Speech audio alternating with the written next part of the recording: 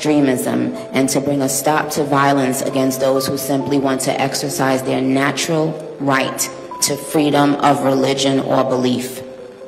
I stand here as a proud New Yorker with a deep sense of gratitude that we live in a country where we can freely and safely worship God regardless of one's creed, background, or politics. Msanii wa hip hop kutoka nchini Marekani, Nicki Minaj, ametoa hotuba ya nguvu katika Umoja wa Mataifa leo, akilaani mateso wanayokumbana nayo Wakristo nchini Nigeria.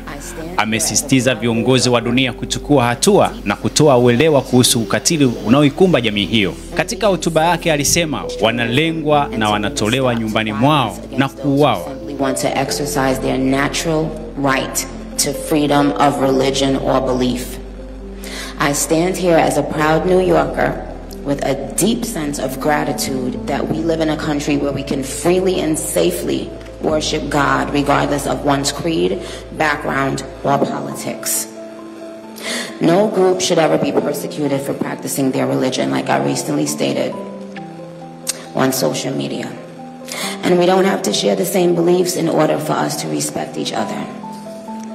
We're way beyond thinking or expecting or assuming for, the person sitting next to you to have the exact same beliefs. We're beyond that. That's ridiculous. But that shouldn't make one person feel less safe than anyone in any room. Music has taken me around the globe.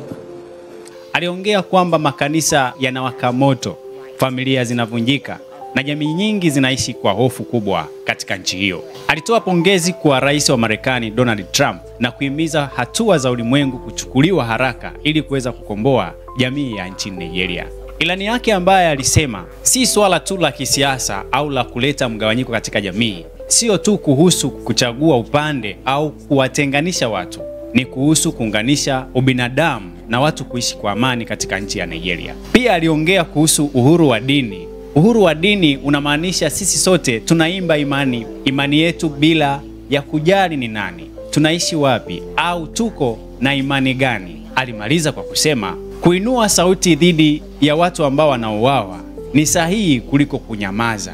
Alisisitiza kwamba ataendelea kuongea kwa sababu watu wengi wanauawa katika nchi hiyo ya Nigeria. Huyu ni msanii mkubwa sana ambaye amejitokeza wazi mbele ya viongozi wa dunia na kutoa hotuba ambayo ilisisimua umati mkubwa wa watu.